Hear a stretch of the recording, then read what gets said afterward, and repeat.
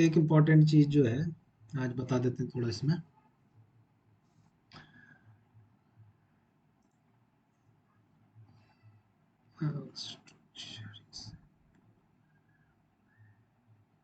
To, ठीक। अब देखो यहाँ पे एक चीज है, ये आपने स्ट्रक्चर बना लिया, ये आपका मेन फंक्शन हो गया। अब मैं चाहता हूं कि जो ये वाला जो हिस्सा है इसको मैं क्या करूं, एक फंक्शन के अंदर लिख दूं, और ये क्या हो, ये जो फंक्शन, इसको मैं फंक्शन के अंदर लिख दूं यहाँ पे, और बस जब भी मुझे कॉल करना हो तो मैं क्या करूं यहाँ पे, वो क्या चेक करता रहे, मेरा ऑटोमेटिक काम, जब भी मैं उसे कॉल करूं तो चलता रहे। ठीक। तो प्रिंट करने के लिए हमेशा क्या होगा, वॉइड, और इसको मैं लिखता हूं शो स्टूडेंट नाम से एक फंक्शन बना देता हूं। ठीक। और ये लिख भी रहा हूं मैं, देखो अभी मैं क्या कर रहा हूँ, यहीं पे बना रहा हूँ, यहीं पे लिख रहा हूँ, तो सिग्नेचर मुझे लिखने की जरूरत नहीं है। मैंने बताया था दो तरीके से होता है, एक तो मेन के बाद में आप लिखें, मेन के बाद अगर आप क्या फंक्शन लिखेंगे तो यहाँ पे सिग्नेचर देना होता है फंक्शन का। और चूंकि अगर मैं यहीं पे लिख भी रहा हूँ, यहीं पे फंक्शन बना भी रहा हूँ पहले ही, तो क्या हो सकता है, फिर सिग्नेचर लिखने की जरूरत नहीं, डायरेक्ट में क्या कर सकता हूँ, यहाँ पे फंक्शन लिख सकता हूँ। तो शो स्टूडेंट, ठीक। अब शो स्टूडेंट में मेरे को क्या करना है, स्टूडेंट शो करना है। स्टूडेंट मतलब जो मैंने ये स्ट्रक्चर के अंदर जो ये वेरिएबल लिखे हैं इनकी डिटेल्स, S1 के लिए, S2 के लिए, S3 के लिए, S4 के लिए। तो सबसे पहले तो मुझे क्या चाहिए, एक तो चाहिए कि मुझे क्या पास करूंगा। देखो यहाँ पे जब मैं इस तरीके से कर रहा था तो S, चलो इसी में बता दें थोड़ा, हमें यहाँ पे पास क्या करना पड़ेगा, किसके थ्रू ये जो वेरिएबल्स हैं ये एक्सेस हो रहे हैं। सबसे पहली बात तो ये कि किसके थ्रू ये वेरिएबल एक्सेस हो रहे हैं, किसके थ्रू हो रहे हैं, एस के थ्रू। अब जैसे हम लिखा करते थे पहले, कभी यहाँ देखो इंट एक्स, ये लिखते थे, तो यहाँ पे एक्स इज अ वेरिएबल, और उसका डेटा टाइप क्या है, इंटीजर। ये मैं ये बहुत बार करा चुके हैं, x is a variable and of data type integer. ऐसे ही s is a variable of data type student, ये ध्यान रहे। अब मैं इसका एरे बना लूंगा 4, तो ये कौन सा चेंज हो जाएगा, यानी कि एरे है, एक्स नाम का एक एरे है जिस जो कि क्या है, इंटीजर स्टोर करता है। ऐसी एस टाइप का एक क्या है, वेरिएबल है जो क्या करता है, आपका स्टूडेंट का टाइप का डेटा क्या करेगा, स्टोर करेगा। अब स्टूडेंट क्या है, स्टूडेंट के अंदर ऐसा नहीं है कि आप एक वेरिएबल भर सकते हैं, उसके अंदर आप मल्टीपल वेरिएबल भर सकते हैं। ठीक। तो इसे आप क्या बोल सकते हैं, स्ट्रक्चर क्या हो सकता है, एक डिराइव्ड डेटा टाइप भी उसे आप कह सकते हैं। ठीक, डिराइव्ड डेटा टाइप है। जब डेटा टाइप का बताया था, प्रिमिटिव होते हैं, कुछ डिराइव्ड होते हैं। तो प्रिमिटिव जो होते हैं, जो वो होते हैं इंट, फ्लोट, ये सारे, और इनसे मिलके जो बनते हैं, देखो अब इंटीजर, स्ट्रिंग, फ्लोट, इन सब से मिलके क्या बना है, स्ट्रक्चर बना है। तो ये क्या है, डिराइव्ड डेटा टाइप है। तो यानी कि स्ट्रक्ट एक स्टूडेंट नाम का एक पूरा ये स्ट्रक्चर है। तो यानी स्टूडेंट, यानी कि स्टूडेंट टाइप का मैंने एक फिर क्या बना दिया, वेरिएबल जो इनको एक्सेस करेगा। तो अगर मुझे यहाँ से ये roll number, name, branch, address, यहाँ से इस फंक्शन के अंदर से ये एक्सेस करने हैं, तो सबसे पहले मुझे क्या देना पड़ेगा, इस स्टूडेंट टाइप का एक वेरिएबल यहाँ पे इसको पास कराना पड़ेगा, यहाँ से आपके मेन से। तो सबसे पहले क्या होगा, स्टूडेंट टाइप का एक एस वेरिएबल मुझे यहाँ पे लेना पड़ेगा, और दूसरा मुझे लेना पड़ेगा इन साइज, यानी कि आपको जब यहाँ पे से आपने क्या करना है, ये पोर्शन आपको स्टूडेंट की डिटेल्स तो मैंने यहाँ डाल दी है ये वाली। अब जब ये स्टूडेंट की डिटेल्स यहाँ पे पहुंच चुकी हैं, ये आपकी यूजर ने आप एंटर करा दी, उसके बाद आपने ये शो करानी। तो शो कराने के बाद मैं सिर्फ यहाँ पे दो स्टूडेंट्स का ले रहा हूँ। ठीक। तो 0 से कहाँ तक चलेगा, 1 तक चलेगा लूप। तो ये ध्यान रहे, बस दो लोगों का मैं कर रहा हूँ, दो स्टूडेंट्स का डेटा मैं भरने की कोशिश कर रहा हूँ। तो एक तो एस पास करना है मुझे, ठीक, और एक मुझे करना है क्या, साइज, कि आपने कितने स्टूडेंट का पास करना है, ठीक। या मैं इसको इस तरीके से भी लिख लूँ यहाँ पे, थोड़ा सा इसको यहाँ पे से और देखें, तो इससे पहले वाला क्या है, ठीक, सपोज ये वाला है। तो यहाँ से S1 अगर देखो S1 और S2 दिया था, यहाँ पे मैं बनाऊं क्या, वही void शो स्टूडेंट। तो यहाँ पे मैं क्या लिखूंगा, एक स्टूडेंट टाइप का मुझे क्या चाहिए, एस, और इंट साइज। अब यहाँ पे साइज की जरूरत मुझे है नहीं, क्योंकि मैं एरे नहीं पास कर रहा हूँ। देखो यहाँ पे साइज की जरूरत क्यों नहीं है, क्योंकि मुझे एरे तो पास करना है नहीं, दिख रहा है यहाँ पे। बस मुझे करना क्या है कि ये लिखना है, देखो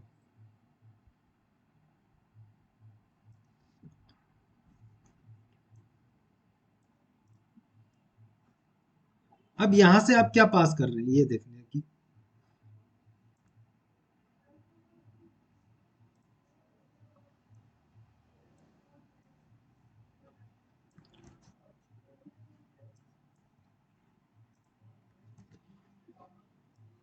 अब यहाँ पे देखो, यहाँ पे होगा क्या, क्योंकि यहाँ से एस मिला मुझे, तो S dot name, S1 dot branch, और ये हो गया एड्रेस।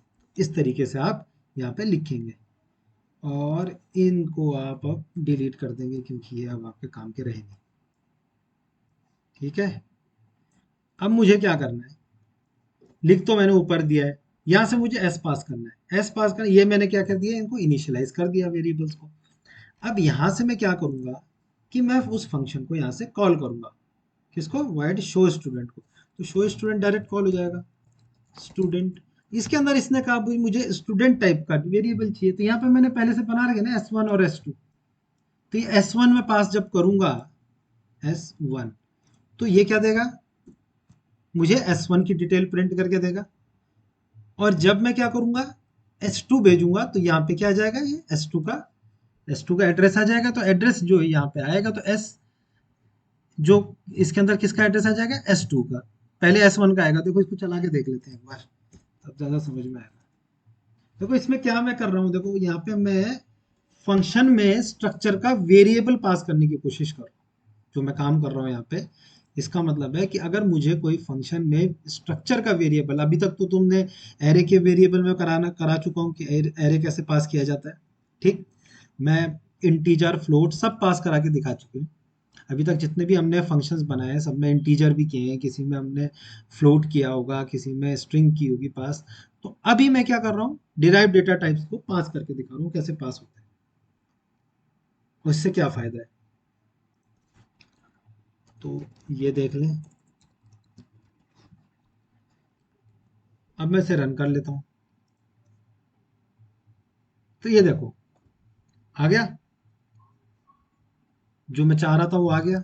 जैसे ही मैंने S1 पास किया, तो यहाँ पे S1 जो है, जो मैंने कल बताया था यहाँ पे, S1 यहाँ से पास गया, देखो S1 गया।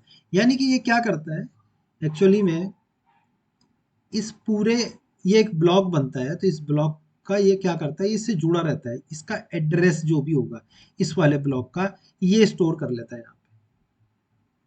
हमेशा से ध्यान रखना कि जो इसे जो S1 है, S1 ये पहले ब्लॉक का क्या कर देगा, पूरा एड्रेस यहाँ पे जो होगा, एड्रेस जो होता है वो स्टोर कर लेता है। तो ये मैं ये एड्रेस क्या कर रहा हूँ, यहाँ से पास किया जा, ठीक। और यहाँ पे क्या होता है, S2 इस वाले का कर रहा है, S3 इस वाले का कर रहा है।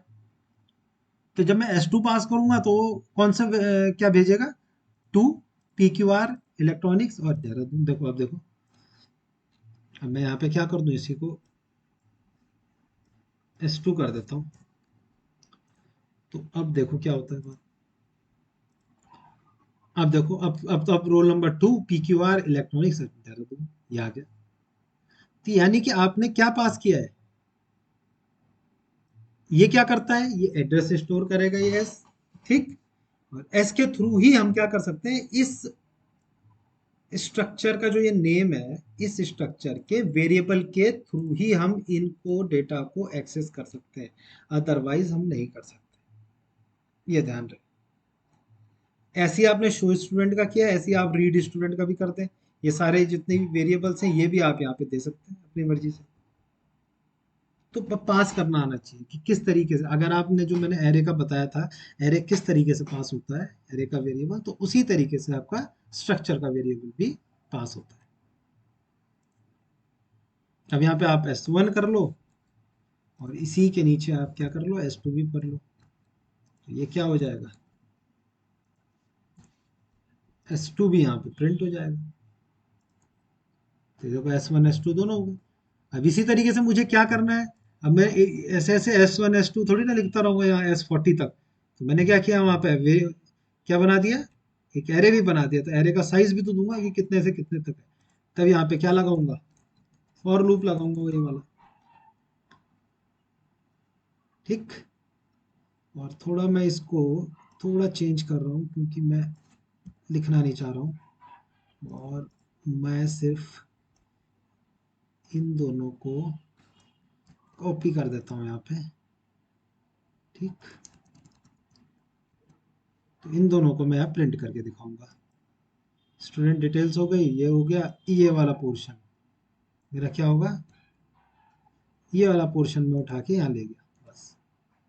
अब आई इज लेस देन कहाँ तक जाएगा, साइज तक जाएगा। अब लेस देन इक्वल टू जो साइज दिया जाएगा वहां से एक कम चलेगा। और ये एस ऑफ आई, ये आपका क्या होगा, चलता जाएगा। क्या पास करना है, शो स्टूडेंट, और इसके अंदर एक तो एस पास करना है और एक इसका साइज, साइज कितना है 2, है ना, 2 ही तक तो है।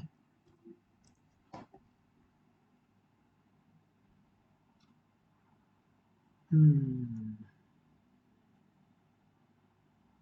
लेकिन एरे में तो है नहीं ना स्टोर।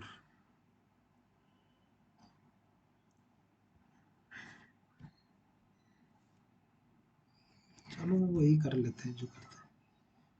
अब देखना है यहाँ पे क्या गलती हुई, इसको मैं क्यों नहीं लिख सकता, है ना।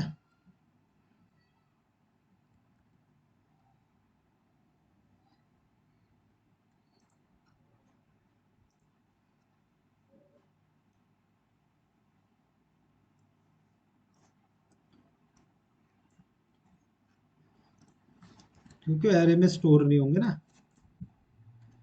अब आपका एस ऑफ आई ये हो गया, ये आप कर दें किससे, साइज -1 तक ले जाएं इसे।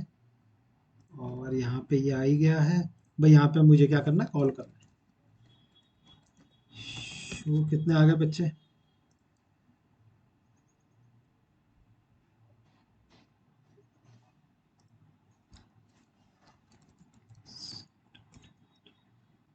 और यहाँ पे एस पास करेंगे और साइज, साइज कितना है, 2 है ना, साइज इज 2। तो वो पास कर दिया मैंने। अब कहाँ से कहाँ तक चलेगा वो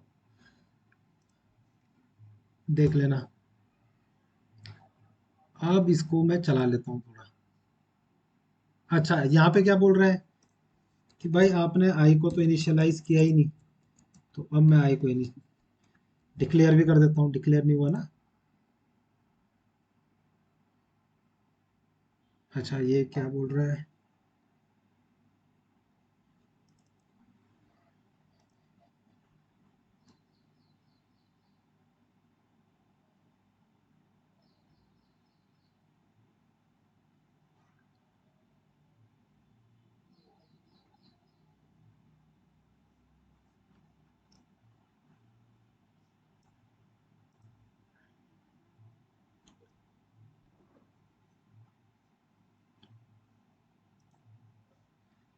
error no match for the operator.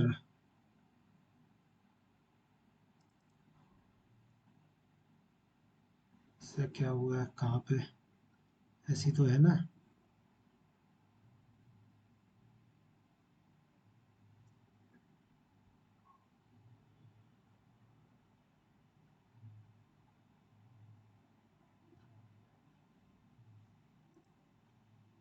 क्या दिक्कत है?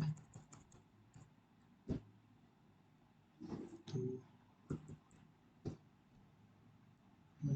Y size minus y plus plus c out.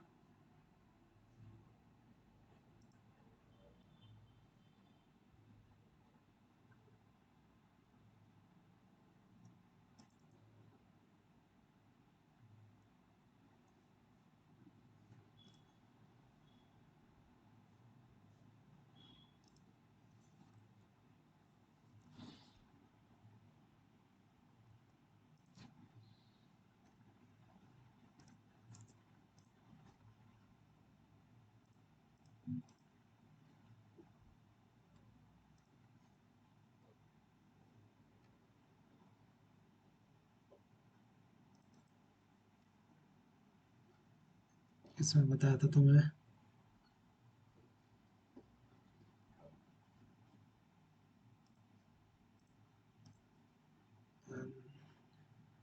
Function. हम्म। तो यहाँ पे कहाँ है वो? ये वाला पोर्शन है ना।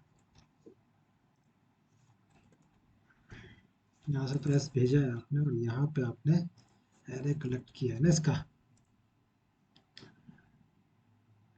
ठीक ठीक।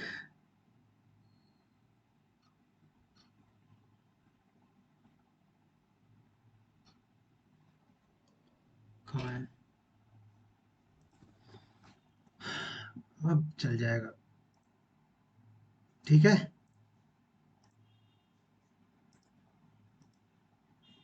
यहाँ पे क्या हुआ था कि मैं एरे पास कर रहा था, तो एरे तो यहाँ से एस तो चला गया, लेकिन एस क्या है कि यहाँ पे ये एक एरे स्टोर करेगा, और एरे स्टोर करने के बाद, हाँ, तो यहाँ पे मैंने क्या किया, क्योंकि ये एरे है स्टूडेंट का, एक सिंपल स्टूडेंट नहीं है कि मैं उसमें एक स्टूडेंट डालूं एस, जैसे इसमें कर रहा था मैं। तो यहाँ पे मैंने क्या किया था, S1 और S2 डाल रहा था, क्योंकि सिंपल स्टूडेंट था। अब यहाँ पे क्या है कि एरे है, तो जब एरे है तो एरे का मैं क्या करूंगा, सिंपल एस डालूंगा, क्योंकि यहाँ पे तो एरे मैंने डिक्लेयर कर ही दिया, तो इसीलिए एस डालूंगा।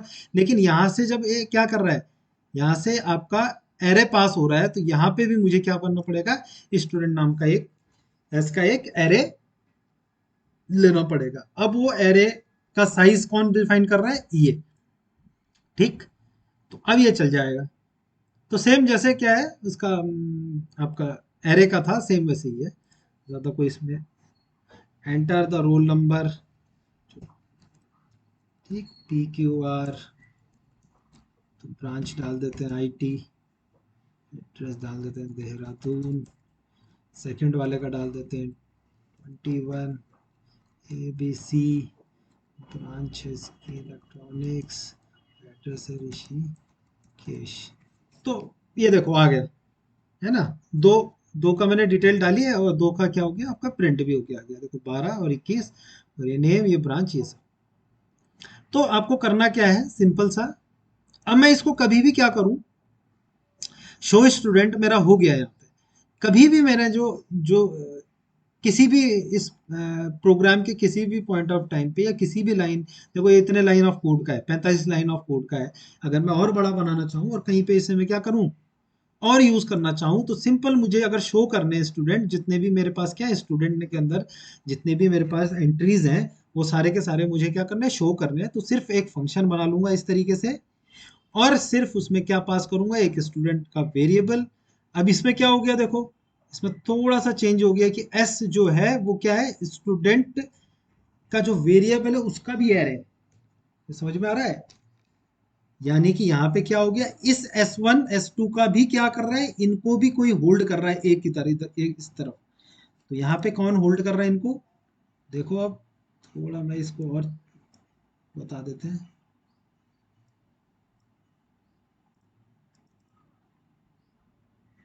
इसको होल्ड कर रहा है S। ठीक। अब ये S जो है, यानी कि इसको देखो, ये अब जो S1 S2 S3 है, ये किस तरीके से रखे हुए, थोड़ा सा इसको देख लेंगे एक बार।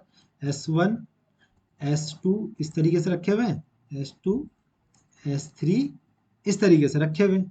और इनका एक क्या है, एड्रेस है, इनको एड्रेस मिले हुए हैं। अब किसी को 1 2 3 4 5 लिखा हुआ है, किसी को 700 मिला हुआ है, किसी को जो है 900, तो ये मिले हुए हैं। अब इनको कौन हैंडल कर रहा है, एस, क्योंकि एरे का है एक। तो इसको आप क्या करेंगे, ये आपका हो गया, ये इसको पॉइंट कर लेता है सबसे पहले वाले को।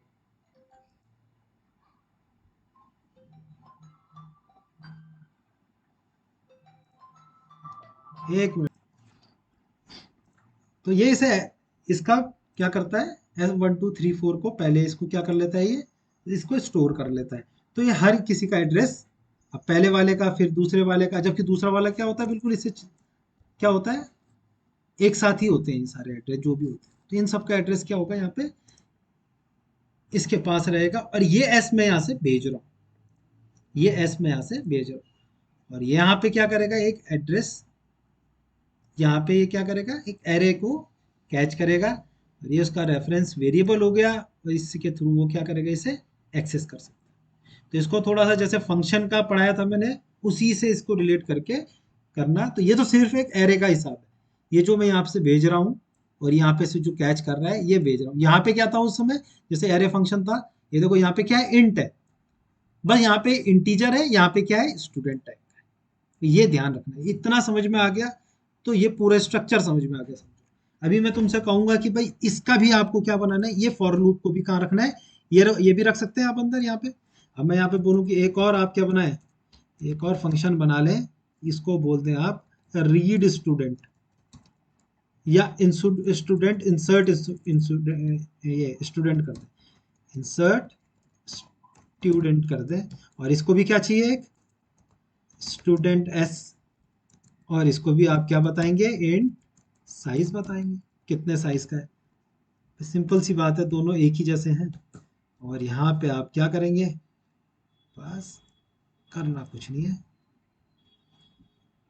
इतना करना है बस। और ये मैं जो ये कॉपी पेस्ट कर रहा हूँ, ये कॉपी पेस्ट आपने नहीं करना है, तुम लोगों को जो है क्या करना है, इसको लिखना है हाथ से। अब ये हो गया, एस ऑफ आई हो गया, ठीक है, सब कुछ सही हो गया। अब ये जो रोल नंबर भी एंटर करना होगा, ये भी आप यहाँ से कर लेंगे, ठीक, ये हो गया। बस अब यहाँ पे आप लिख देंगे कि भाई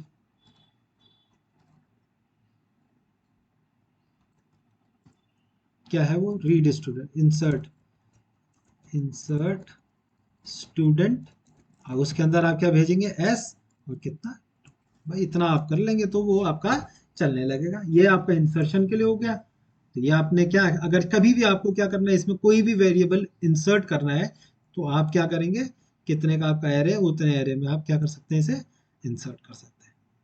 अब अगर आपके पास क्या है, आप चाह रहे हैं कि पहले मैं क्या करूं, चलो ठीक है इतना ही करें, तो इंसर्ट करने के लिए ये हो गया, और शो करने के लिए आपका ये हो गया। तो दोनों मैंने फंक्शन बना दी, इन फंक्शन से आप क्या कर सकते हैं, इसको एक्सेस कर सकते हैं। तो ये एक चीज छूट गई थी कल, जो मैंने आज बता दी, ठीक। तो इसको फंक्शन में लाना भी बता दिया है, ये भी हो गया आपका। आज करते हैं नई चीज शुरू। तो इसमें है function oriented programming versus object oriented programming. तो पहले देख लेते हैं ये फंक्शन ओरिएंटेड क्या है। इसको फंक्शन ओरिएंटेड भी बोलते हैं, और इसे बोलते हैं प्रोसीजरल, प्रोसीजरल प्रोग्रामिंग भी बोलते हैं, पहला जो मैं पढ़ाने जा रहा हूँ। तो ये जो था, ये जो अब तक हमने पढ़ी, जो अब तक हमने सी पढ़ा, और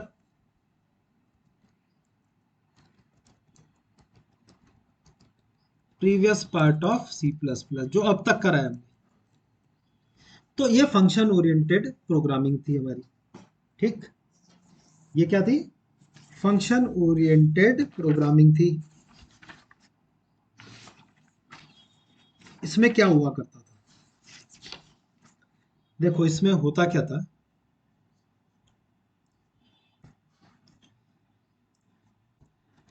एक हमारे पास एक बिग प्रॉब्लम होती है, तो जिसका हम क्या बनाते हैं, प्रोग्राम बनाते हैं। और इस प्रोग्राम को हम क्या करते हैं, डिवाइड कर देते हैं, डिवाइड इनटू सब प्रोग्राम्स। अब तक हमने ये काम किया। सब प्रोग्राम्स को आप क्या बोलते हैं, फंक्शंस, है कि नहीं। एक हमारे पास बड़ा प्रोग्राम है, तो एक प्रोग्राम था कि वो स्टूडेंट नाम का स्ट्रक्चर बनाए, उसको क्या करें, उसमें वैल्यू इंसर्ट करें और वैल्यू शो करें। तो हमने क्या किया, अगर ये सारी चीजें मैं पहले, मैंने कल क्या किया था, सारे मेन के अंदर लिखा था। अब मैंने क्या किया, एक प्रोग्राम को थोड़ा सिंप्लीफाई करने के लिए मैंने उसको सब प्रोग्राम्स में तोड़ दिया। तो ये कि बड़ा सा प्रोग्राम हो रहा था, जिसको मैंने क्या किया, ये दो सब प्रोग्राम्स में तोड़ दिया। हो गया ना, अलग अलग दो प्रोग्राम्स हो गए। अब पहले क्या हुआ करता था कि ये जब प्रोग्राम मैंने जो कल बताया था, उसमें क्या हुआ करता था कि जब आपको सपोज मेरे को क्या करना है, मुझे सिर्फ इंसर्ट इंसर्ट करना है, ध्यान देंगे, सिर्फ मुझे अभी शो नहीं कराने, इंसर्ट ही इंसर्ट करने।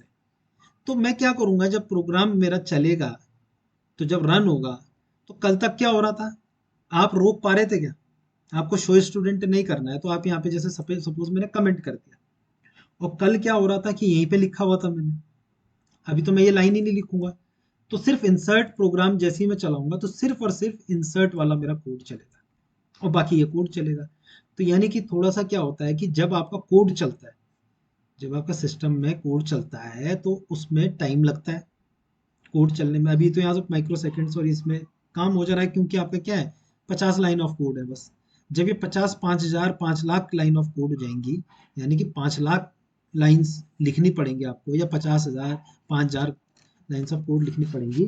तब क्या होगा, सपोज आपको चेक करना है कि यार ये इंसर्ट वाला चला है कि नहीं चला, तो आप क्या करेंगे, अगर यही सब कुछ लिख दूं, ये वाले कोड दोनों यहीं लिख दूं, शो का और इसका, तो ये सारे चलने लगेंगे ना। मुझे तो इंसर्ट ही करना था, लेकिन शो भी चलने लग रहा है मेरा। अब ऐसा थोड़ी ना होगा कि मैं यहाँ पे क्या करूँ, इतने इतने लाइन ऑफ कोड को मुझे इंसर्ट नहीं करना, तो इतने लाइन ऑफ कोड को मैं क्या कमेंट करता रहूँ, अनकमेंट करता रहूँ। इतना काम होगा नहीं, क्योंकि क्या होता है फिर, आपका प्रोग्राम जो होता है वो एबनॉर्मल टाइप्स का बिहेव करने लग जाता है। तो आपने करना क्या है कि जब इसमें हम क्या करते थे कि अगर सपोज आपको इंसर्ट वाला कोड ही चलाना है, तो आपने क्या किया, इंसर्ट वाले फंक्शन को कॉल कर दिया, आपने उसको सब प्रोग्राम से तोड़ा और इंसर्ट वाला कोड चलाया, इंसर्ट वाला ही कोड चला मेरा। तो जितना मेरा टाइम इसमें लगना था, तो ये तो चला ही नहीं मेरा कोड, तो मुझे ये चलाना भी नहीं था, तो ये चला भी नहीं कोड।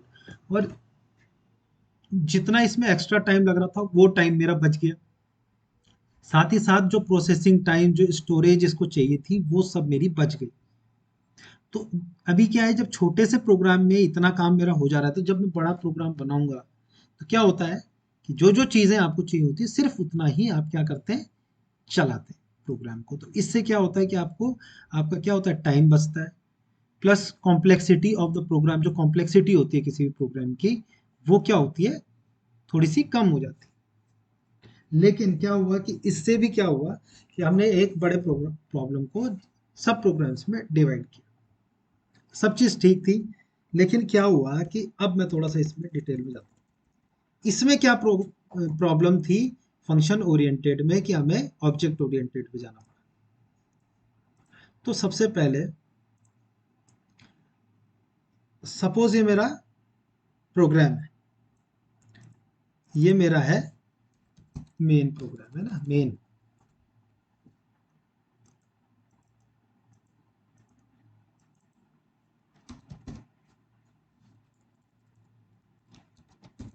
ये मेरा मेन फंक्शन है। अब चलो, ये तो मेन फंक्शन है, इसके अंदर कुछ लिखा गया।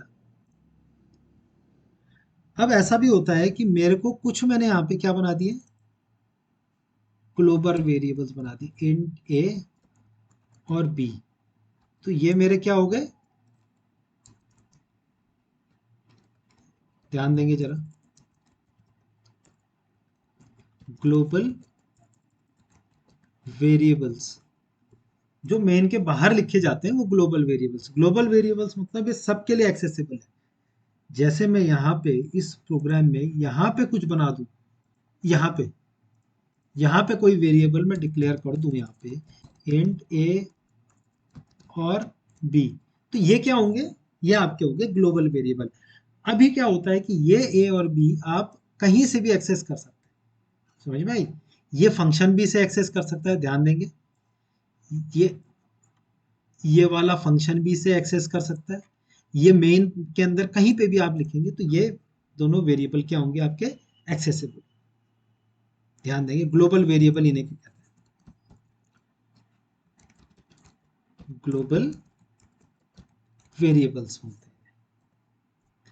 ठीक है ना, समझ में आई बात। ये अब जैसे ये होते हैं, ये लोकल वेरिएबल्स होते हैं। जैसे मैंने यहाँ पे क्या किया,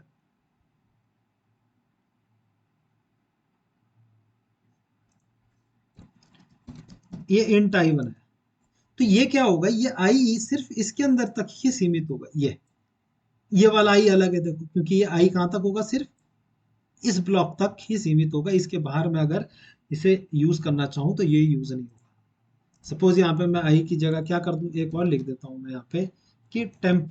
तो ये टेम्प जो वेरिएबल है, ये टेम्पररी वेरिएबल ना तो यहाँ यूज होगा, ना ये ऊपर वाले में यूज होगा। ये सिर्फ और सिर्फ इसी स्कोप तक सीमित है।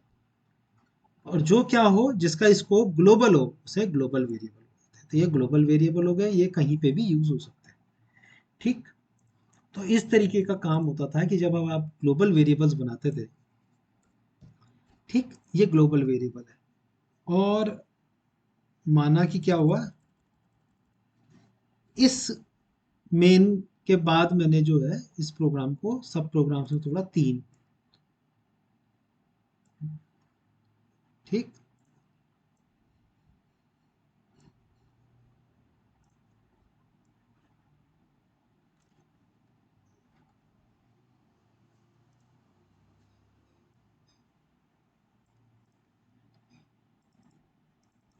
इसका नाम है सम, इसका नाम है प्रोडक्ट, फंक्शन का नाम लिख रहा हूं मैं, और इसका है डिवाइड। तो अभी क्या होगा, देखो, ये तीन मैंने फंक्शंस बनाए, ये तीनों इससे जुड़े हुए हैं।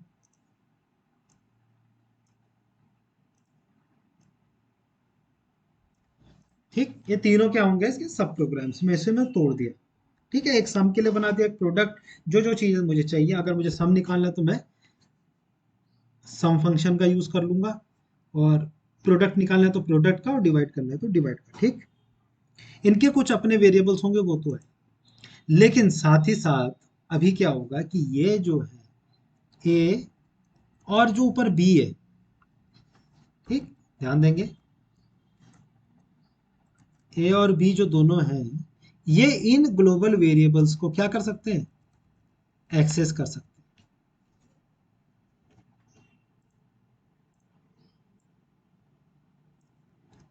ये भी कर सकता है, ये भी कर सकता है, और ये भी कर सकते हैं। तीनों के तीनों ए और बी को एक्सेस कर सकते हैं, हाँ या ना, एक्सेस कर सकते हैं ना इसको। एक्सेस करने का मतलब है, अगर आप इनमें, एक्सेस करने का मतलब है, एक्सेस करने का मतलब है आप इन्हें क्या कर सकते हैं, यूज कर सकते हैं, इन्हें चेंज भी कर सकते हैं। यूज तो कर लिया चलो, लेकिन जहां पे आपने चेंज किया, बस वहां पे क्या हुआ, देखो, अगर आप इन्हें ए और बी को यूज करना चाहते हैं तो आप यूज कर सकते हैं, कोई बात नहीं। आपने यूज किया मतलब आपने प्रिंट करके देखा, तो आपने, कोई दिक्कत नहीं, आपने प्रिंट कर लिया। लेकिन जब आपने वेरिएबल चेंज कर दिए ए और बी, तो इस तरीके से जब आप कोई प्रोग्राम में बनाते हैं सी में, तो कई तरह के, जब आप बड़े प्रोग्राम्स बनाएंगे तो उसमें आप ग्लोबल वेरिएबल्स भी डिक्लेयर करते हैं। ऐसा नहीं है कि उसमें सिर्फ मेन के अंदर ये सिंपल ये अपने अपने वेरिएबल्स डिक्लेयर होते हैं। कई बार क्या होता है, ग्लोबल वेरिएबल्स भी डिक्लेयर होते हैं। तो अब क्या होगी, ये जो कोई तीनों फंक्शन मैंने बनाए, ये तीनों इसको एक्सेस तो कर ही सकते हैं, मेन भी कर सकता है एक्सेस। ठीक। अब मैं चाहता हूँ कि भाई ए और बी को जो एक्सेस करे वो सिर्फ सम और प्रोडक्ट करे और ये डिवाइड ना करे। तो ऐसा इसमें कोई प्रावधान है नहीं कि भाई ये वाला डिवाइड इसको ना कर पाए एक्सेस। मैं चाह रहा था कि सिर्फ सम ही सम करे, प्रोडक्ट और डिवाइड इसको एक्सेस ना कर पाए। एक्सेस मतलब यूज करना और चेंज करना। जहां आपने चेंज किए वेरिएबल्स को, जहां आपने चेंज किए, वहां आपकी क्या हो गई, सिक्योरिटी कॉम्प्रोमाइज हो जाती है। समझ में आई बात? अगर यही ग्लोबल वेरिएबल, सपोज आप किसी बैंक में काम करते हैं और ग्लोबल वेरिएबल्स में आपका क्या हो गया, अकाउंट नंबर हो गया। ठीक, अकाउंट नंबर हो गया, या फिर आपके जो यूनिक नंबर आइडेंटिटी होती है, यूनिक आइडेंटिटी नंबर, ये सब क्या हो गया आपके, ये आपके ग्लोबल वेरिएबल्स में डिक्लेयर हो गए, और हर एक फंक्शन क्या कर सकता है इन्हें फिर आपका यूज कर सकता है। और जहां आपके अकाउंट नंबर की जानकारी किसी भी फंक्शन को, किसी के भी हाथ लगी, वहां आपकी सिक्योरिटी क्या हो जाएगी, कॉम्प्रोमाइज हो जाएगी। तो इस तरीके से जो वैसे सिंपल प्रोग्राम्स थे वहां पे तो ये काम करता था, लेकिन जहां रियल वर्ल्ड के आपको क्या बनाने पड़ते थे, रियल वर्ल्ड में आपको प्रोग्राम्स बनाने पड़ते थे या सॉफ्टवेयर बनाने पड़ते थे, वहां पे ये चीजें क्या होती थी, परेशान करती थी। कि आपने ग्लोबल वेरिएबल्स को एक्सेस तो कर लिया, यानी एक्सेस करने का मतलब आप उसे चेंज भी कर सकते हैं। अब मैं चाहूं यहाँ पे, इफ आई वांट कि भाई मुझे सम को एक्सेस देना है, सिर्फ ए बी को कौन यूज कर पाए, ए और ए और बी दोनों को कौन यूज कर पाए, मैं चाहता हूं कि ये कौन एक्सेस कर पाए इनको, सिर्फ और सिर्फ सम फंक्शन एक्सेस कर पाए। तो ये तो नामुमकिन है। ये क्या है, ये आपका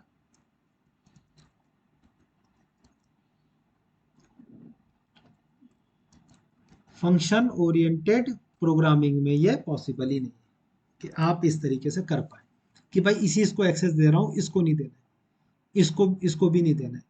एक्सेस मिलेगा तो तीनों को साथ ही मिलेगा। तो यहाँ पे क्या होती है, आपकी सिक्योरिटी कॉम्प्रोमाइज हो जाती है सीधे सीधे। तो तब क्या करते हैं आप, इस ये जो इसका क्या था, वन ऑफ द ड्रॉबैक था, जिसके कारण क्या आया आपका,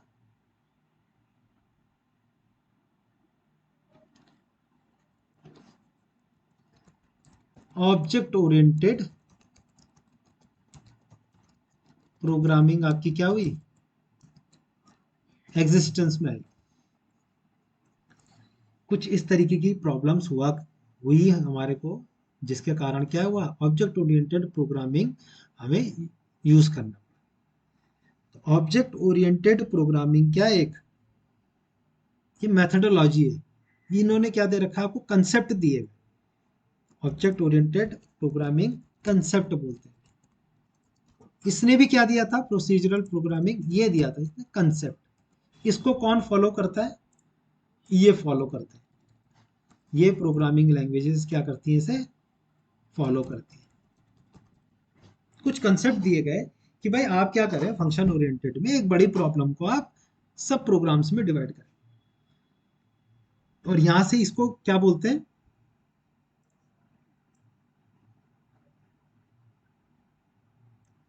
इस अप्रोच को बोलते हैं टॉप डाउन अप्रोच।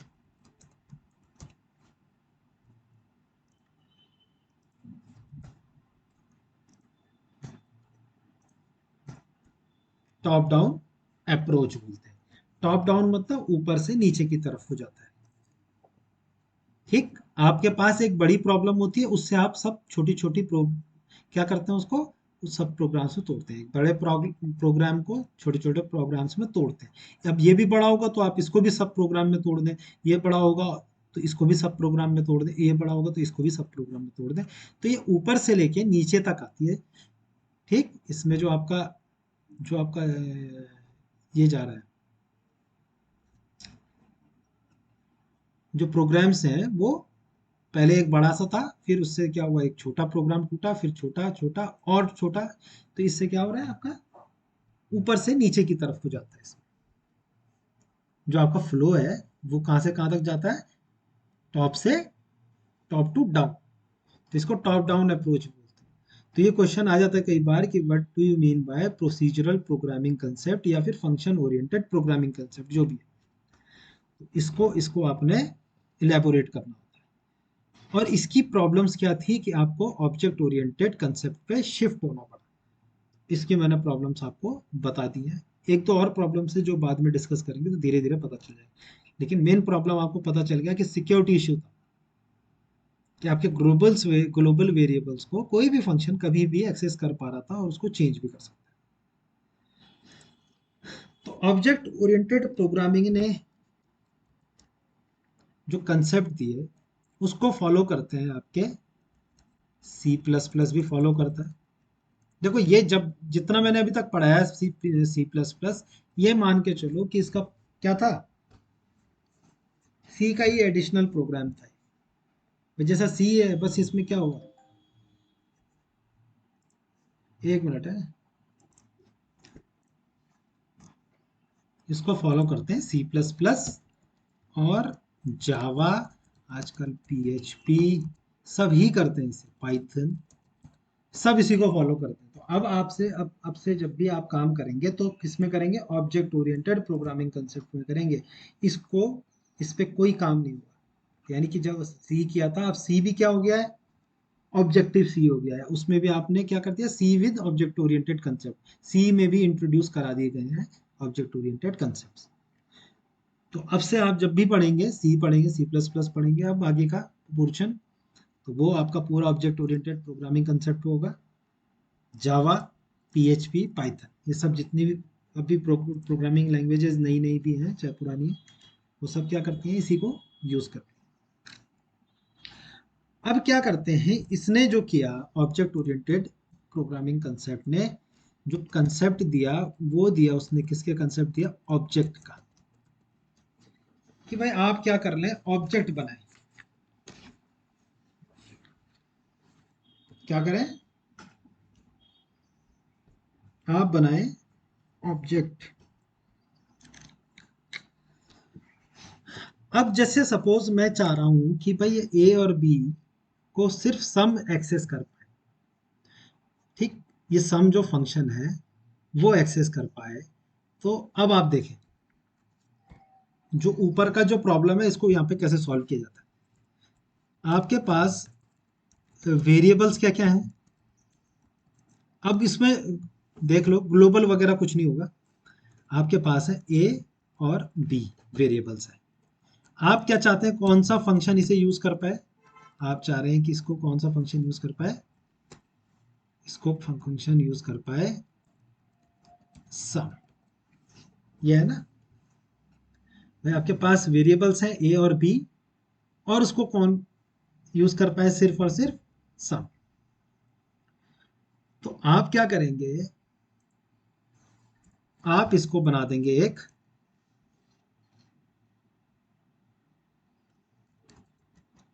वेरिएबल्स,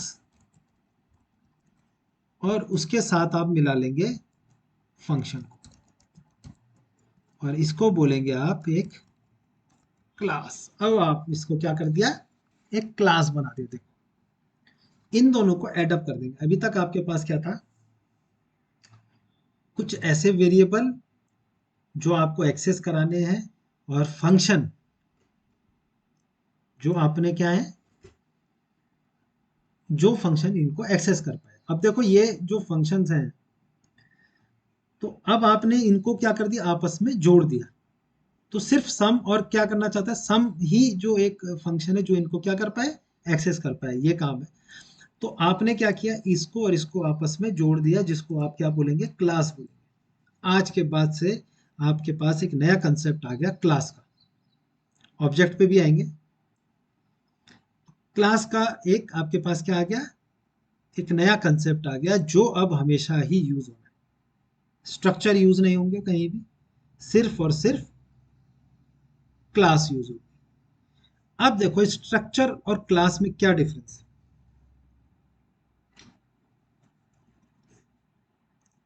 देखो स्ट्रक्चर भी तो सेम ही था, ये हमने स्ट्रक्चर लिख दिया। चलो इसको मैं स्ट्रक्चर से ही बना दूं। अब आप क्या करेंगे, देखो यहाँ पे इसको आप क्या करेंगे,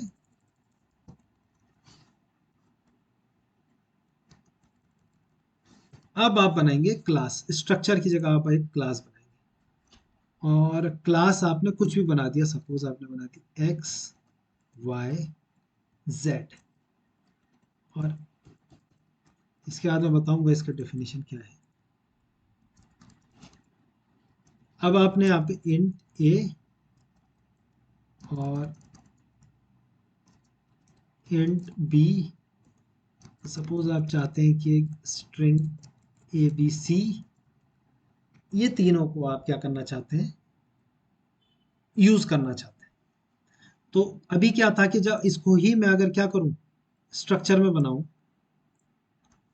तो आप क्या करते थे, यहाँ पे लिख देते थे स्ट्रक्ट, यही बनाते थे। दोनों में कोई सिमिलरिटी नहीं है। आपको ए बी और ए बी सी क्या करना है, ये डेटा स्टोर करना है, दो इंटीजर एक स्ट्रिंग। ऐसे ही यहाँ पे भी ए बी है, और सपोज मुझे एक, अब लिखने की यहाँ पे जगह है नहीं ना, तो यहाँ पे मुझे स्ट्रिंग ए बी सी भी है जो मुझे स्टोर करना है। ठीक, अब मैं चाहता हूं कि ये वेरिएबल्स को सम फंक्शन एक्सेस कर, तो मैं क्या कर सकता हूं, क्लास का एक एडवांटेज है स्ट्रक्चर के ऊपर कि आप यहाँ पे फंक्शन भी लिख सकते हैं। आप चाहे उसका, मैं रिटर्न टाइप नहीं लिखना चाह रहा अभी, एक सम है जो क्या कर देगा, जिसके अंदर आप क्या कर पाएंगे, ए बी और ए बी सी को यूज कर पाएंगे। सपोज आपने कहा int sum is equal to a plus b, अब आप यहाँ पे इस तरीके से भी कर सकते हैं। तो स्ट्रक्चर और क्लास में जो डिफरेंस है वो ये है कि क्लास के अंदर आप वेरिएबल्स, क्लास के अंदर आप क्या कर सकते हैं, वेरिएबल्स तो बना ही सकते हैं, लेकिन इसमें साथ ही साथ आप फंक्शन भी ऐड कर सकते हैं। समझ में आई बात? तो पहले क्लास की डेफिनेशन देख लेते हैं। सेम है स्ट्रक्चर की तरह, same as structure, but we can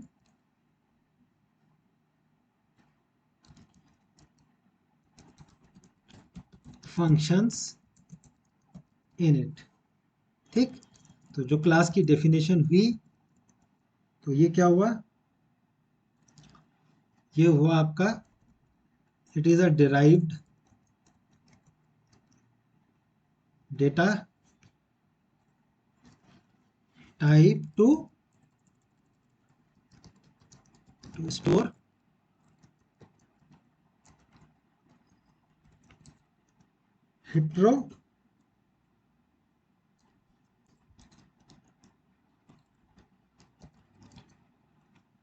heterogeneous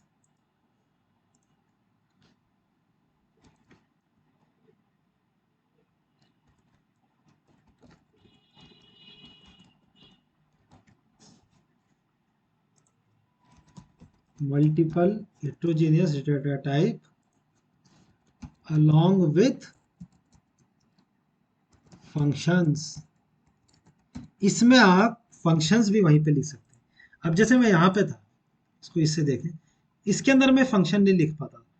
अभी मैं क्लास से जब ये बनाऊंगा तो ये फंक्शन भी मैं क्या कर सकता हूँ, मैं चाहता हूँ कि भाई ये जो स्ट्रक्चर के ये जो डिटेल है, रोल नंबर नेम ब्रांच, अभी देखो ये यहाँ से भी एक्सेस हो पा रहे हैं, देखो यहाँ पे भी मैं एक्सेस कर रहा था ना इससे पहले, अब इसे इस फंक्शन में भी एक्सेस कर पा रहा हूँ। देखो ये roll number name branch address यहाँ पे भी कर पा रहा हूँ और यहाँ पे भी कर पा रहा हूँ।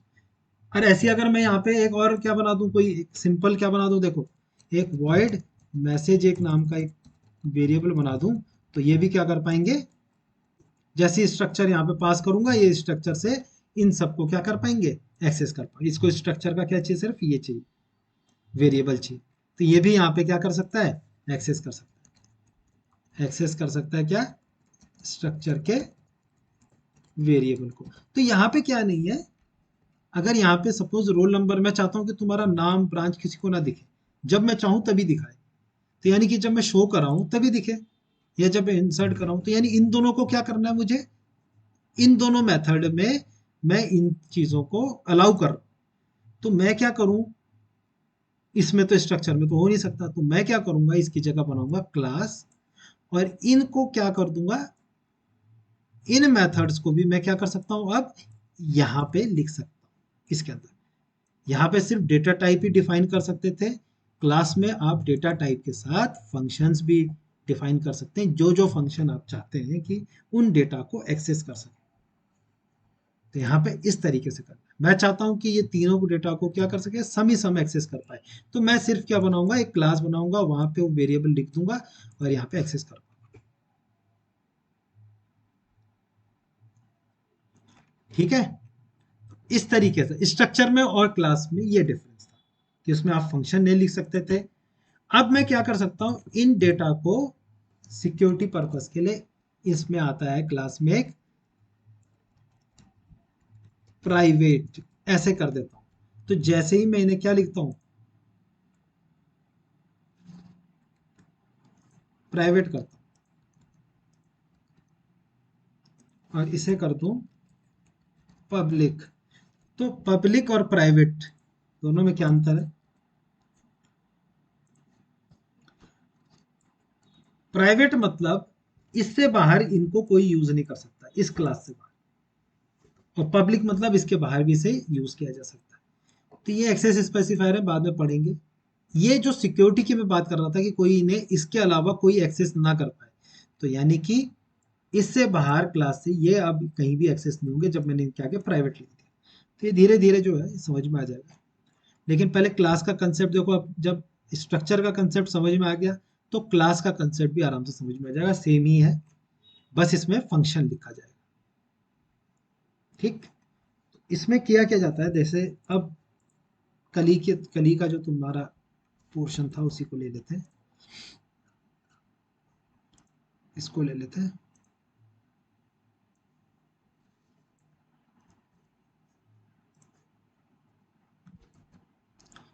जो जो मैं पढ़ा रहा हूँ बेटा वो पढ़ लेना।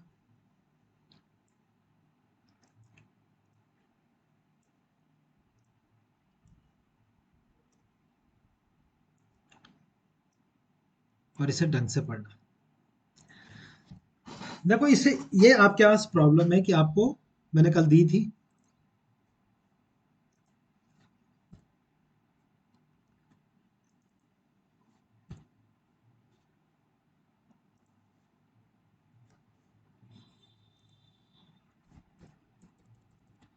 ये मैंने कल बताया था कि इस तरीके से आपको, आपके पास क्या है, ये प्रॉब्लम है, और प्रॉब्लम में आपके पास है कि आपको क्या बनाना है, एक बिल जनरेट करना है, ठीक है ना, फॉर शॉपिंग मॉल। अब शॉपिंग मॉल में आप गए तो आपने क्या किया, कुछ आइटम्स खरीदे और उनका आपको बिल जनरेट करना है।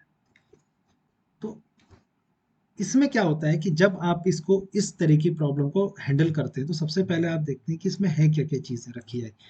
देखो इससे पहले ये काम जो होता था, ये जब आपको ये सॉफ्टवेयर बनाने को मिला, उससे पहले क्या होता था, ये काम हाथ से लिखा जाता था। आपके पास जो जो यूज़र ने आइटम लिखे, वो आइटम आप क्या करेंगे, यहाँ पे अपने एक पर्ची में लिखेंगे, पहला आइटम ब्रेड लिया, फिर वो बोलेगा कितने लिया आपने, फिर दो, फिर वो बोलेगा प्राइस कितनी है एक की, वो बोलेगा 30, तो ये हाथ से दिमाग से क्या करता था, 60 हो गए।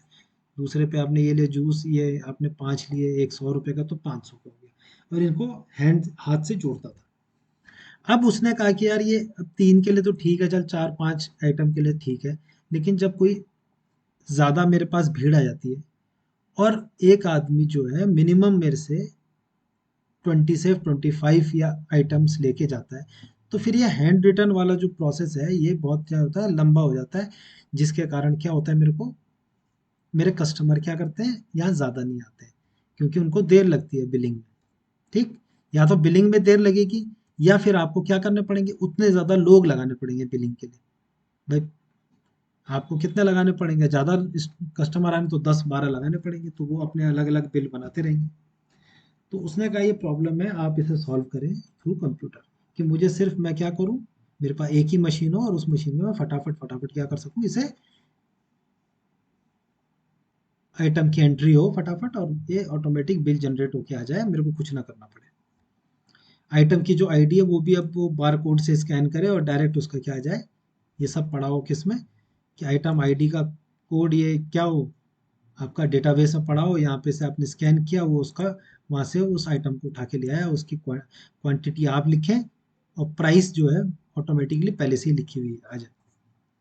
तो इस तरीके का आपको एक प्रॉब्लम मिली कि इसको सॉल्व कीजिए थ्रू प्रोग्रामिंग लैंग्वेज।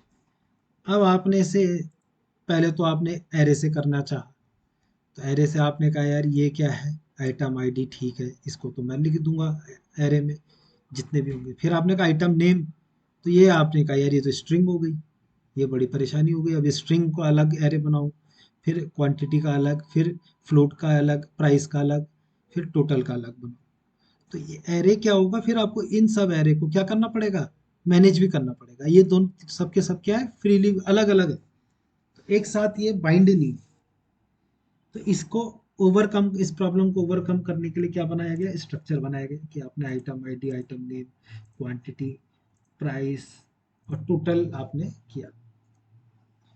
अब आप कह रहे हैं कि भाई आइटम आईडी नेम तो ठीक है, क्वांटिटी भी ठीक है, प्राइस भी ठीक है, लेकिन ये जो टोटल वाला पोर्शन है, यहाँ पे जो आपके पास टोटल वाला पोर्शन है वो क्या है, वो आ रहा है आपका क्वांटिटी इनटू प्राइस, यही तो है। बच्चे क्वांटिटी जितनी है और प्राइस उसकी जितनी है, उसका टोटल वही आ रहा है, ये कोई वैसी वैल्यू नहीं है, ये यूजर एंटर कर रहा है। तो यानी आपके पास जो टोटल है वो टोटल एक क्या है, फंक्शन है, जिसके अंदर आप क्या कर रहे हैं, दो वेरिएबल की आपको, दो वेरिएबल की मदद चाहिए। देखो इस स्ट्रक्चर से भी हो जाएगा, स्ट्रक्चर से टोटल आपको क्या बनाना पड़ेगा, स्ट्रक्चर के बाहर बनाना पड़ेगा। जो मैंने कल प्रॉब्लम दी थी, अब मैं उसका सोल्यूशन भी हल्का हल्का दे दिया हूं। तो यहाँ पे क्या है, आप क्या करेंगे भाई, यहाँ पे लिखेंगे भाई आप क्या, फ्लोट टोटल और इज इक्वल टू क्या लिखेंगे, क्वांटिटी इनटू प्राइस, इस तरीके से लिख देंगे। अब यहां से रिटर्न करा देंगे प्राइस को।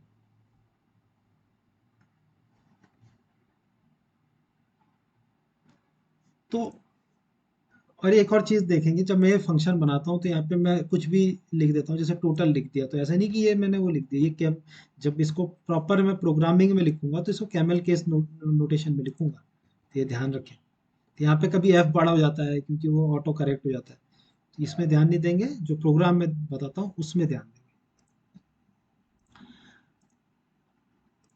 तो आपको क्या करना है कि इस तरीके की प्रॉब्लम को सॉल्व करने के लिए आपको सबसे पहले करना क्या है, कि इसमें आपके पास क्या कहते हैं, वेरिएबल कितने, तो item ID, item name, quantity. तो इसमें आप क्या करेंगे उसको, क्योंकि ये मल्टीपल हेट्रोजीनियस डेटा टाइप्स है, हेट्रोजीनियस डेटा टाइप मतलब सेम टाइप के डेटा टाइप्स तो है नहीं, इंटीजर है, स्ट्रिंग है, फ्लोट है ना।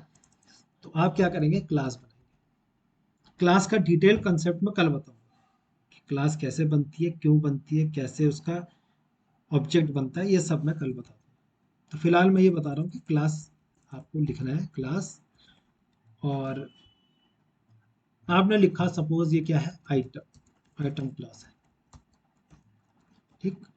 अब आप इसमें क्या करेंगे, पहले तो आपने लिखा इंट आइटम आईडी, फिर आपने लिखा इसमें स्ट्रिंग नाम का स्ट्रिंग आइटम नेम, फिर आपने लिखा इसमें क्वांटिटी, तो फ्लोट टाइप की है, फ्लोट क्वांटिटी, फिर आपने प्राइस लिखा, तो वो भी फ्लोट भी प्राइस इसमें आ गया। अब आपका जो टोटल है वो एक फंक्शन है, क्या है ये, एक फंक्शन है। तो फंक्शन के लिए आप क्या लिखेंगे, भाई ये फंक्शन है तो ये फ्लोट रिटर्न करेगा, ठीक, पहली बात। फंक्शन का नाम है टोटल,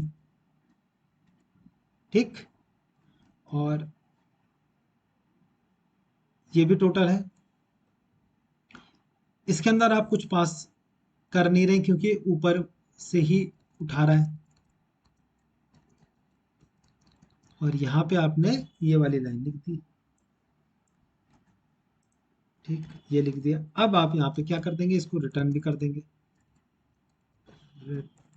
रिटर्न टोटल है ना, ये कर दिया आपने।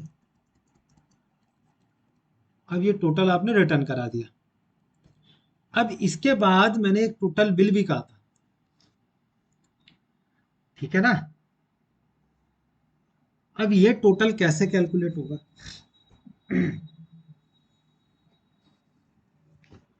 ये भी एक, लेकिन इसमें क्या है कि ये जो टोटल है, देखो अब देखो ये वाला जो डेटा है ये इस पे आधारित है। ये जो टोटल बिल वाला है ये किस पे आधारित है, इस पे आधारित है। भाई इस पे डिपेंड कर रहा है ना। देखो डिपेंडेंसी देखो, सबसे पहले ये जो डिपेंड, ये किस पे कर रहा है, इन दोनों पे कर रहा है। ये दोनों क्या है, आपके क्लास के वेरिएबल है। और ये जो टोटल है जो हमारे पास यहाँ से टोटल निकल के आएगा, उसके बाद हम इसको ग्रैंड टोटल आराम से कर सकते हैं। तो यहाँ तक मैंने क्लास बंद कर दी। ठीक, मैं चाह रहा हूं कि ये जो टोटल है ये item ID, item name, quantity कोई एक्सेस ना कर पाए, तो मैं इन्हें बना दूंगा प्राइवेट। कल डिटेल में समझाया जाएगा, ऐसा नहीं है अभी, जितना भी समझ में आ रहा है उतना समझ लो। मैं इसे कर दूंगा पब्लिक। तो आपको क्लास में इसे इस तरीके से लिखना है। अब ये एक्सेस कैसे होते हैं वो सब मैं बताऊंगा।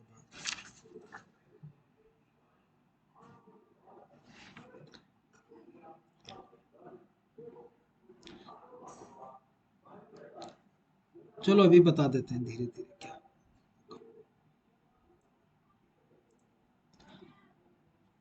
देखो क्या होता है कि जब ऑब्जेक्ट ओरिएंटेड प्रोग्रामिंग में मैं इसे लिखता हूं तो क्या होता है,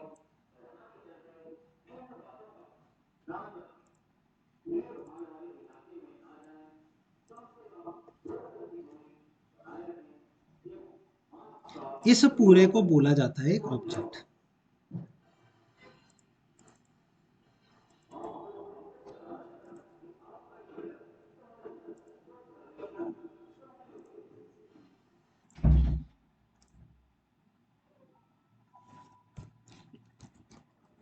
ऑब्जेक्ट टू,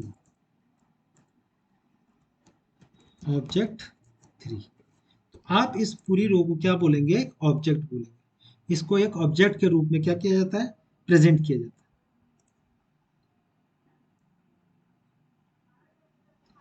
है। ध्यान से समझेंगे इसे, क्योंकि ये आज समझ लिया तो ये आपका जावा में भी यही यूज होना है, पीएचपी में भी यही यूज होना है, सब में आगे यही यूज होना है। तो इसको ध्यान से समझ लें।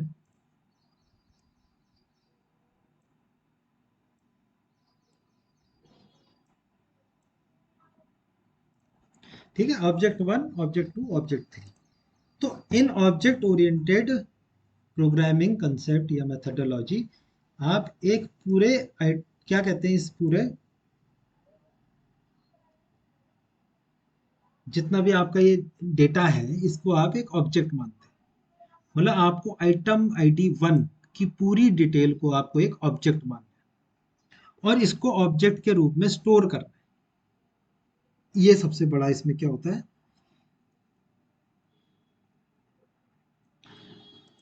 इसको आप एक ऑब्जेक्ट के रूप में क्या रखते हैं, प्रोजेक्ट करते हैं। पूरे एक फील्ड को, जो ये पूरी एक फील्ड है, एक रो है, इसको आप क्या करेंगे, ये आपका एक ऑब्जेक्ट वन होगा, ये ऑब्जेक्ट टू होगा, ये ऑब्जेक्ट थ्री होगा। सेम जैसे आप क्या करते थे, स्टूडेंट वन करते थे ना। यहाँ पे नहीं लिखा था मैं कि स्टूडेंट वन S1, तो ये नीचे हो गया S2। तो वैसे ही यहाँ पे उसकी जगह वहां पे क्या बोला जाता था, स्ट्रक्चर का वेरिएबल बोला जाता था। यहाँ पे उसे ऑब्जेक्ट कहा जाता है कि ये एक ऑब्जेक्ट है पूरा, तो इस पूरे ऑब्जेक्ट को प्रिंट कराओ। ये दूसरा ऑब्जेक्ट है, इस दूसरे ऑब्जेक्ट को प्रिंट कराओ। अब इसका क्या होता है कि क्लास क्या होता है, आपकी जो क्लास होती है, हमेशा याद रखेंगे, जो कि क्लास है, class is a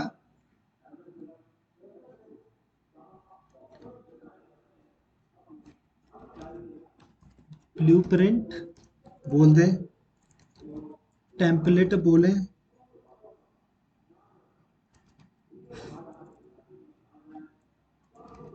to construct object. अब आप ऑब्जेक्ट जो बनाना चाह रहे हैं वो ऑब्जेक्ट आप कैसे बनाएंगे? ऐसे तो बनाएंगे नहीं डायरेक्ट 1 2 3 4। तो उसके लिए आपको ऑब्जेक्ट बनाने के लिए आपको क्या बनानी पड़ती है? पहले एक क्लास बनानी पड़ती है। और क्लास जब आपकी बन जाती है, तो जब ये क्लास बन गई आपकी, ये आपने इसको क्या कर दिया? क्लास की फॉर्म में लिख दिया। तो अभी क्या है ये? अभी इसको मेमोरी नहीं मिली। तो क्लास क्या है? एक ब्लूप्रिंट है टू कंस्ट्रक्ट ऑब्जेक्ट। इस ऑब्जेक्ट को बनाने के लिए मुझे एक क्या चाहिए? पहले एक, अब जैसे बिल्डिंग बनती है तो बिल्डिंग बनाने से पहले क्या बनता है? उसका एक ब्लूप्रिंट बनता है या उसका नक्शा बनता है ना। तो ये नक्शा आपका क्लास है। तो अब आप क्या करेंगे कि आप पहले क्लास बनाएंगे। क्लास जब बन जाती है तो आपने क्लास लिखा, तो अभी क्या हुआ? अभी इसको मेमोरी नहीं मिली ऑब्जेक्ट वन को। अब आप क्या करते हैं? आइटम ऑब्जेक्ट कैसे बनता है देखो। और ऑब्जेक्ट की भी डेफिनेशन में लिख देता हूं पहले। Object object is a physical representation of a class. Class का फिजिकल रिप्रेजेंटेशन। थोड़ा इसमें देखेंगे कि व्हेन ऑब्जेक्ट, जब ऑब्जेक्ट क्या हो जाता है? गेट्स क्रिएटेड, तब आपको मेमोरी मिलती है। Memory gets allocated. अभी जब आपने क्लास बनाया तो इसको कोई मेमोरी नहीं मिलेगी। जैसे ही आप इसका ऑब्जेक्ट बना देंगे, तो ऑब्जेक्ट बन के इसका क्या हो जाएगा? आपका, इसको मिल जाएगी मेमोरी। तो ऑब्जेक्ट कैसे बनता है देखो। क्लास का नाम जैसे वहां पे बनता था सेम वैसी, आइटम I1 I2 I3, इस तरीके से आपने, तीन है ना आइटम, तो आई देखो सेम है, स्ट्रक्चर की तरह है। वहां पे स्ट्रक्चर का वेरिएबल बोला जाता था। इनको क्या बोला जाता है? स्ट्रक्चर का वेरिएबल बोला जाता था। यहाँ पे इन्हें ऑब्जेक्ट बोला जाता है। बस देखो, जो मेन मैंने तुम्हें समझाया है डिफरेंस स्ट्रक्चर और क्लास में, वो क्या है? पहली बात तो क्लास में आप क्या कर सकते हैं? वेरिएबल्स तो लिख ही सकते हैं, साथ ही साथ आप इसमें फंक्शन भी लिख सकते हैं। मैंने फंक्शन लिखा। और यहाँ पे मैंने स्ट्रक्चर लिखा था, तो स्ट्रक्चर में मैं क्या नहीं कर सकता था? फंक्शन नहीं लिख सकता था, सिर्फ और सिर्फ डेटा टाइप्स लिख सकता था। वो भी हेट्रोजीनियस डेटा टाइप्स, मतलब जो data type, different data types के वेरिएबल को मैं लिख सकता था। बट फंक्शन में मैं क्या लिख भाई, इसमें क्लास में मैं फंक्शन भी लिख सकता हूँ। क्लास में स्ट्रक्चर में जो ये होते हैं आपके, इनको कहा जाता है स्ट्रक्चर के वेरिएबल्स, जिसके थ्रू आप इन्हें एक्सेस कर पाए। अब मुझे आइटम आईडी एक्सेस करनी है, तो ये कैसे करूं? ऑब्जेक्ट वन जो है मैंने यहाँ पे बनाया आइटम वन बनाया, I1 बनाया। ऑब्जेक्ट टू मैंने यहाँ पे क्या बनाया? I2। Object three I3। तो यहाँ पे देखो कि I1 I2 I3 बना रहा था। और स्ट्रक्चर में क्या बनाया था मैंने? स्ट्रक्चर का अगर मैंने कहीं S1 S2 S3, तो ये इन्हें क्या कहा जाता था? स्ट्रक्चर का वेरिएबल। और क्लासी में इनको क्या कहा जा रहा है? ऑब्जेक्ट कहा जा रहा है। बस इतना ही कुछ है, ज्यादा इसमें नहीं दिमाग लगा। इनको क्योंकि जो ये आपके आपने ये लिखे हुए, इनको एक्सेस करने के लिए आपको कुछ वेरिएबल्स की जरूरत पड़ती है, तो इनको क्या बोला जाता है? आपका क्लास के ऑब्जेक्ट्स बोला जाता है। और ऑब्जेक्ट बनाया आपने I1 डॉट, अब देखो यहाँ पे आप लिखेंगे I1 डॉट आइटम आईडी।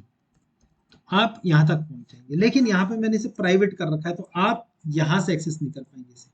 अगर मैं यहाँ पे item ID is equal to क्या लिख दूं? 1 लिख दूं, तो ये क्या होगा? ये यहाँ पे गलत हो जाएगा। देखो, तो कुछ मैं इस समय डिफरेंस बता रहा हूँ दोनों के बीच में, ये क्रॉस हो जाएगा, नॉट अलाउड।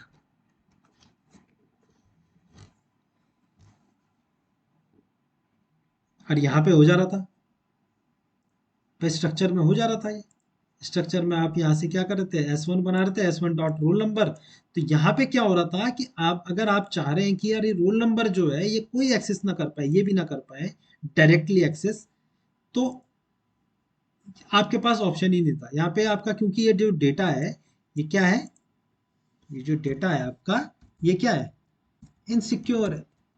देखो यहाँ पे कोई भी इसे एक्सेस कर सकता है। अब ना चाहते हुए भी मैं इसका एक और वेरिएबल बनाऊंगा, ये एक्सेस हो जाएगा। लेकिन सेम जो चीज़ है यहाँ पे मैंने जैसे ही इसमें प्राइवेट लिख दिया, तो प्राइवेट किस किस पे लिखा है प्राइवेट, एक दो तीन, जहां तक पब्लिक नहीं आया, तो एक दो तीन चार इन पे कर दिया। तो यानी कि ये चीजें जो है अब आपकी यहाँ पे एक्सेस नहीं।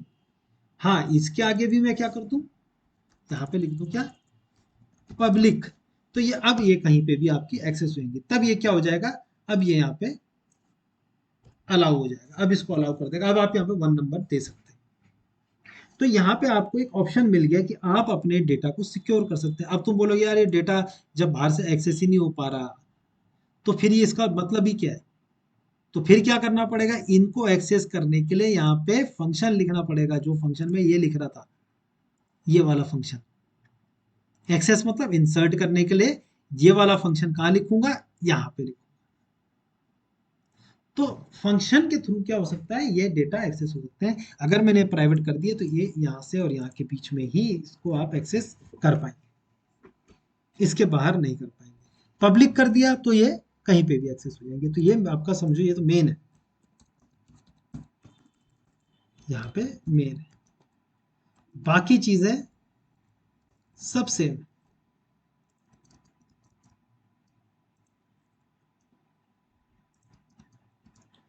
ठीक, बाकी चीजें आपकी क्या है, सारी स्ट्रक्चर की तरह है। जैसे स्ट्रक्चर में एक्सेस होता है वैसे ही होता है इसमें। तो थोड़ा क्लास के बारे में देखेंगे। आज जो मैंने पढ़ाया, पहला चीज, आज ज्यादा नहीं करा रहा हूँ, कल मैं क्लास के आपको इसमें पूरा बताऊंगा, क्लास का एक प्रैक्टिकल दूंगा पूरा, कैसे क्लास बनाई जाती है।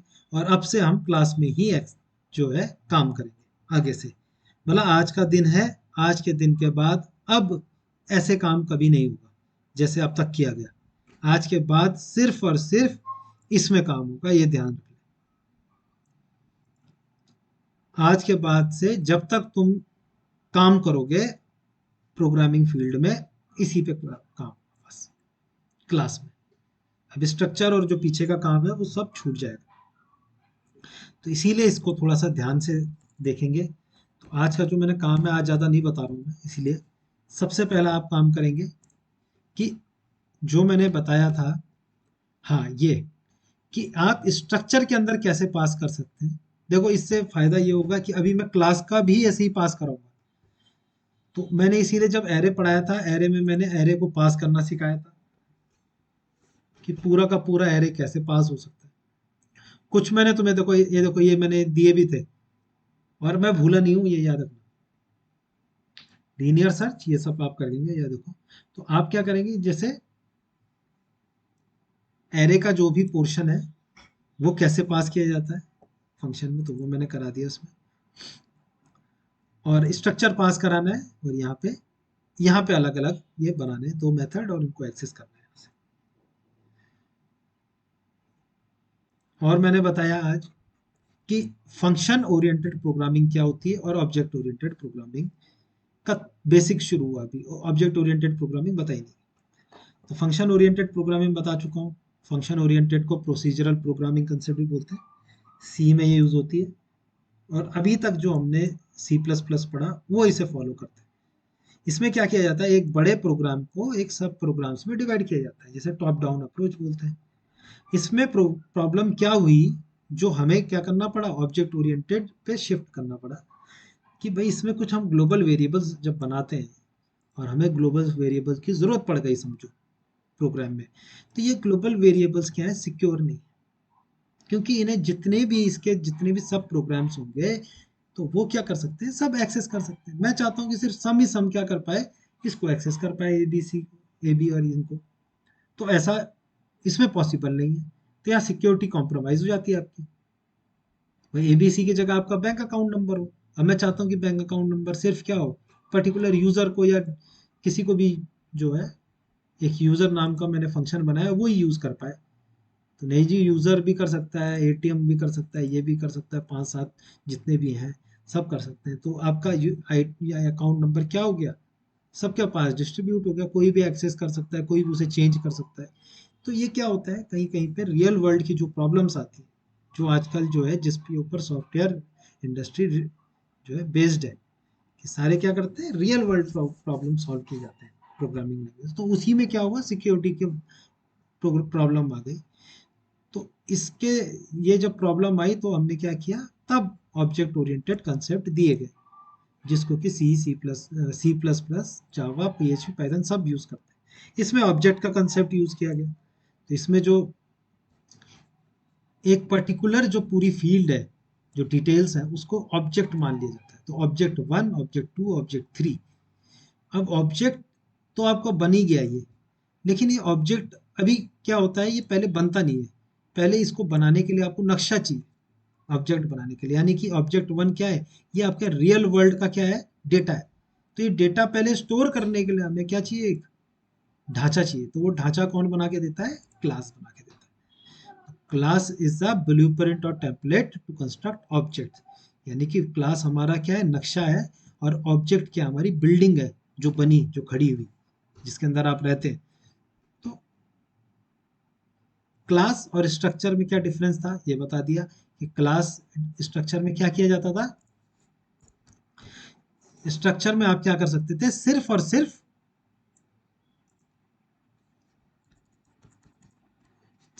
डेटा या वेरिएबल्स ही डिक्लेयर कर सकते थे। उसके अंदर आप फंक्शन नहीं लिख सकते थे।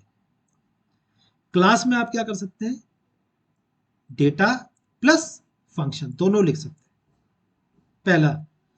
दूसरा, कि उसके अंदर जो भी डेटा टाइप होते हैं वो आप कहीं पे भी यूज किए जा सकते हैं, वो भी सिक्योर नहीं है वो डेटा। और इन क्लास वो सिक्योर है, कहाँ से भाई, अब ऐसे हम प्राइवेट लिखते हैं, इन्हें एक्सेस स्पेसिफायर बोलते हैं। जैसे मैंने प्राइवेट लिखा तो आपका ये क्या हुआ, ये आपको बोल दिया गया कि नॉट अलाउड, आप इसे बाहर यूज नहीं कर सकते।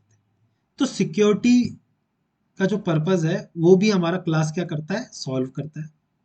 दूसरा, कि इसने क्या कर दिया, क्लास ने क्या कर दिया, class binds variables with functions. Functions के साथ उसने क्या कर दिया, वेरिएबल को बाइंड कर दिया, यानी जोड़ दिया। तो फंक्शन भी आप लिख सकते हैं और वेरिएबल। तो यानी कि जो फंक्शन, सपोज मैं चाह रहा था कि ये टोटल जो है ये क्या करे, यही टोटल एक फंक्शन है जो क्या करे, इन दोनों को एक्सेस कर सके। तो इन दोनों को एक्सेस करने के लिए टोटल इज अ फंक्शन। तो टोटल इन तीनों चीजों को क्या कर दूं मैं, एक साथ क्लब कर दूं, यानी जोड़ दूं। तो ये तीनों चीज इनके साथ ये भी है। तो आपने क्या कर दिया, इन सबको एक ही उसमें बाइंड कर दिया। यानी कि ये जो दोनों, ये दो तो क्या है आपके, दीज आर वेरिएबल्स और इट इज मेथड। तो ये क्या है, ये सब वेरिएबल है, और इसको मैं एक बार लिख देता हूँ कि ये आप मेथड है। मेथड मतलब फंक्शन बोलते हैं, ठीक। तो फंक्शन और वेरिएबल्स को आपने क्या कर दिया, ये क्या हो गया, वेरिएबल।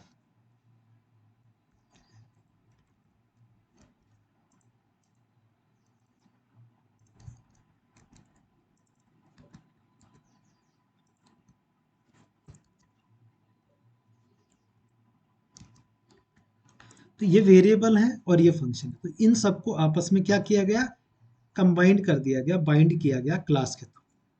तो क्लास में स्ट्रक्चर से थोड़े से ज्यादा क्या है, थोड़े हमारे पास क्या एडवांटेजेस है, इसीलिए क्लास यूज की जाती है। और क्लास जो होती है वो हमेशा फॉलो करती है क्या, ऑब्जेक्ट ओरिएंटेड कंसेप्ट को। तो अब कल करेंगे थोड़ा ऑब्जेक्ट ओरिएंटेड कंसेप्ट के आगे थोड़ी बात, और क्लास का प्रैक्टिकल इम्प्लीमेंटेशन भी कल ही देखेंगे, ठीक। इसको मूव कर देता हूँ फिलहाल।